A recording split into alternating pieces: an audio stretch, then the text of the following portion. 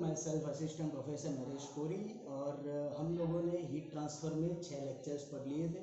अब हमारा lecture number 7 में हम किस चीज़ के बारे में पढ़ेंगे, तो हमारा चैप्टर नंबर 2 कंडक्शन का नेक्स्ट टॉपिक एक्सटेंडेड सरफेसेस।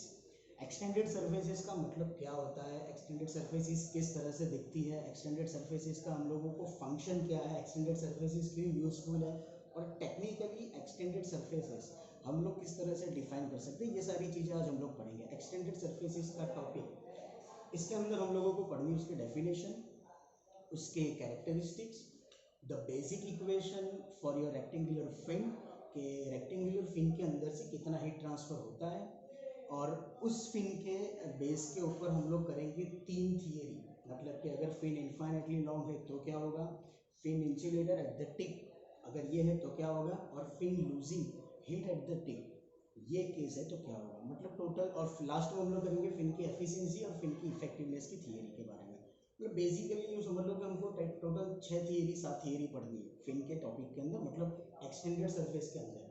ये 7 थियरी में से कोई भी 1 या 2 थियरी जीटीयू में 110% आएगी। फिन का टॉपिक जीटीयू के अंदर 7 to 9 मार्क्स कंटेंट का है। एक थियरी का एग्जाम्पल, 2 थियरी या दोनों एग्जाम्पल, कुछ भी हो सकता है, डिपेंड करता है तुम्हारे नसीब के ऊपर कि भी जीटीयू में क्या पूछ रहे हैं। तुम लोगों को फिन का कोई भी पोर्शन छोड़ना नहीं है। हाँ, सिर्फ इतना ध्यान रखो कि एक बेसिक इक्वेशन अगर तुम लोगों को इजीली याद रहा तो बाकी की 3 थियरी आप आराम से कर सकते हो। 3 थियरी आप इजीली कवर कर सकते हो, आप लोगों को कोई दिक्कत नहीं आएगी। लेकिन एक बेसिक थियरी आप लोगों को याद रहनी चाहिए, उसका बेसिक फंडा आप लोगों को याद रहना चाहिए। तो बेसिक फंडे के ऊपर हम लोग जाते हैं। सबसे पहले फिन्स के बारे में समझते हैं। फिन्स होती है, fins are technically known as the extended surfaces. Over here you can see that extended surfaces. Extend यानी लंबा, सरफेस यानी कोई भी फेस, किसी भी फेस को लंबा कर देना, जिसको बोलते हैं एक्सटेंडेड सरफेसेस। फिन्स सब लोगों ने फिन्स देखी होगी, नहीं देखी हो तो आज देख लेना किस तरह से होती है। आपके बाइक्स के अंदर जो इंजन के ऊपर इस तरह से वॉल्स होती है ना, लंबी लंबी, जो लाइक दिस, ऐसे स्लॉट्स होते हैं नंबर ऑफ, एल्यूमिनियम के कास्टिंग किए हुए। ये जो स्लॉट्स है, this are the extended surfaces.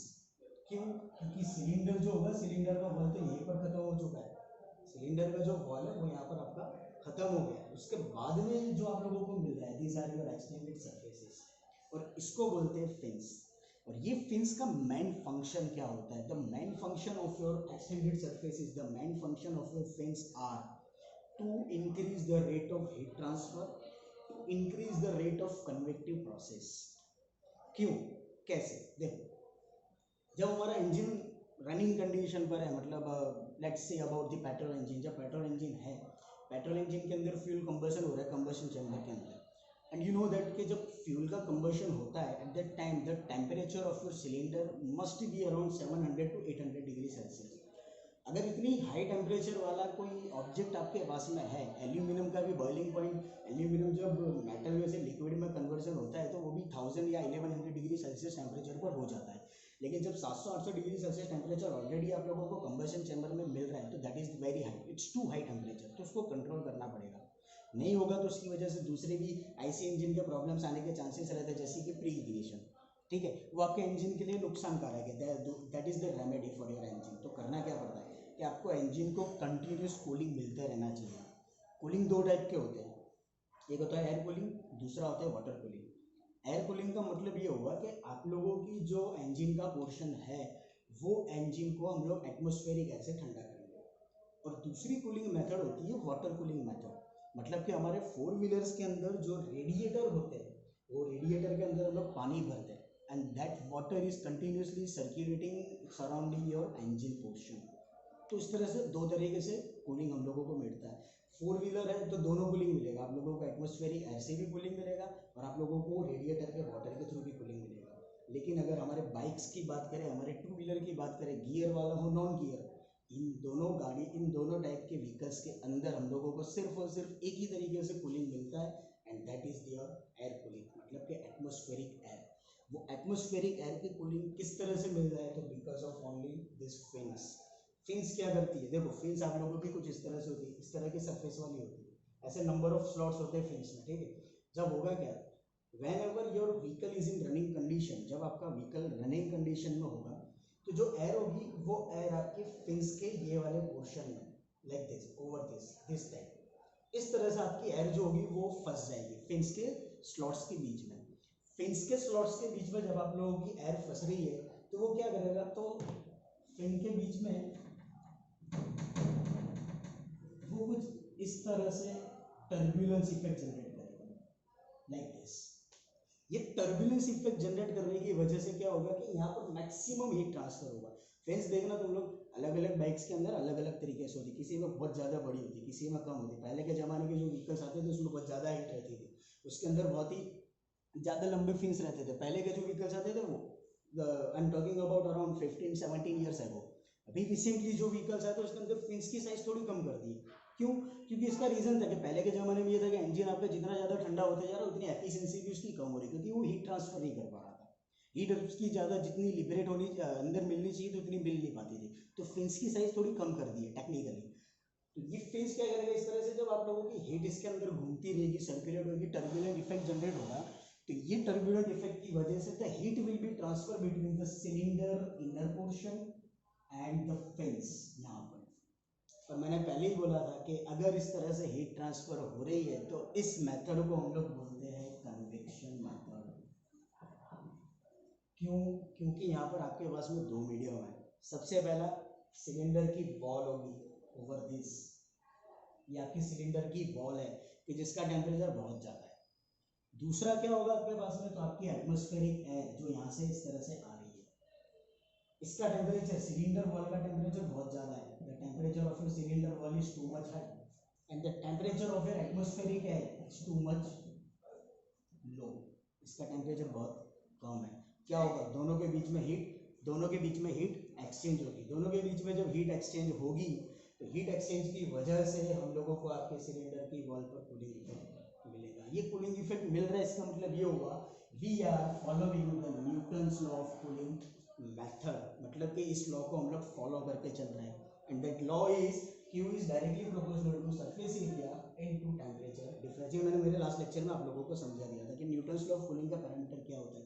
तो फिन्स का जो फंक्शन है वो टोटली डिपेंड करता है ये तीन पैरामीटर के ऊपर।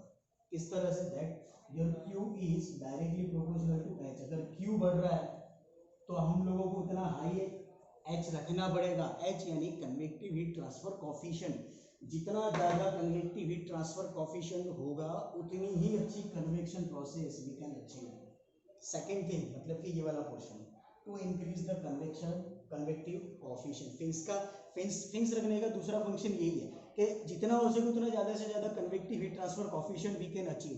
थर्मल कंडक्टिविटी के अंदर क्या था, एल्यूमिनियम है तो थर्मल कंडक्टिविटी अलग, गोल्ड है तो थर्मल कंडक्टिविटी अलग, कॉपर है तो थर्मल कंडक्टिविटी अलग। कॉपर की थर्मल कंडक्टिविटी एल्यूमिनियम की थर्मल कंडक्टिविटी से ज़्यादा है। जब हम लोग, आप लोगों ने देखा होगा कभी भी जो वायरिंग हमारे घर पर होते हैं उसके अंदर हम लोग कॉपर का यूज़ करते हैं। क्यों? Because the thermal conductivity of copper is too much high with compare to your aluminium. तो ये हमारे लिए हो गया कि फिन रखने के लिए क्या करते हैं, फिन को रखने से क्या होता है, it will increase the convective coefficient. दूसरा क्या होगा, to increase the temperature difference. Heat transfer करने के लिए सबसे बड़ा पैरामीटर ये कि सबसे पहले तो बड़ा टेम्परेचर डिफरेंस क्रिएट होना चाहिए। ठंडा पानी ले लो, गर्म पानी ले लो। ठंडा पानी का टेम्परेचर मान लो है 20 डिग्री सेल्सियस, उसको हम लोगों ने मिक्स किया है 1 लीटर गर्म, 1 लीटर ठंडा पानी, 1 लीटर गर्म पानी। गर्म पानी का टेम्परेचर हमारे पास में 50 डिग्री सेल्सियस, ठंडे पानी का टेम्परेचर है 20 degree Celsius. There is a big difference between this two, 30 degree का डिफरेंस आ रहा है। जब 30 डिग्री का इतना बड़ा डिफरेंस आप लोगों को मिल रहा है तो फास्ट आप लोगों को कंडक्शन प्रोसेस मिलेगी। फेज सेम है, इसीलिए ठंडा पानी गर्म पानी जब मिक्स होगा, सेम फेज है, सेम मीडियम है, सेम लिक्विड के अंदर ही है, इसीलिए यहाँ पर कंडक्शन प्रोसेस मिलेगी, लेकिन the rate of heat transfer will be much higher. क्यों? क्योंकि आपका टेम्परेचर डिफरेंस ज़्यादा है। तो वही चीज़ यहाँ पर भी होती है, फिन्स के अंदर भी एटमॉस्फेयर का टेम्परेचर जो 25-30 डिग्री सेल्सियस है वही होगा, लेकिन सिलेंडर वॉल का टेम्परेचर जो होगा वो 400-500 डिग्री सेल्सियस होगा। तो यहाँ पर क्या होगा, आप लोगों को मैक्सिमम हीट ट्रांसफर मिलेगी। क्यों? क्योंकि आपका जो टेम्परेचर डिफरेंस है दैट इज मच। तो ये दूसरा फंक्शन हो गया, ये दूसरी चीज होगी कि फेस इसीलिए रखी जाती है, it will increase your temperature difference parameter. And the last one, to increase surface contact area. मैंने पहले ही बोला कि जब फैन रखते हैं ऐसे इंजन के अंदर तो जो भी एटमॉस्फेयर की हवा आ रही है वो हवा वहाँ पे फंस जाती है and it will create a turbulent effect. जितनी ज़्यादा हवा वहाँ घूमेगी उतना ज़्यादा ही सरफेस कांटेक्ट एरिया उसका बढ़ते जाएगा, और जितना ज़्यादा सरफेस कांटेक्ट एरिया बढ़ेगा उतना मैक्सिमम हीट ट्रांसफर होगा। तो डेफिनेटली अगर इसके तरफ से देखा जाए QV is directly proportional to surface area, मतलब जितना ज़्यादा सरफेस एरिया होगा उतना ही ज़्यादा रेट ऑफ हीट ट्रांसफर हम लोग कर सकते हैं। ठीक है, समझ में आया? तो ये हमारा फिन था, एक्सटेंडेड सरफेसेस था।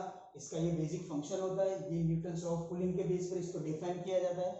थियरी जीटीयू में आज तक आई नहीं है, आएगी भी नहीं, बट बेसिकली तुम लोगों को इसके बाद में जो 6 थियरी पढ़नी है ना, उसको समझने के लिए ये बेसिक फंडा समझना जरूरी है।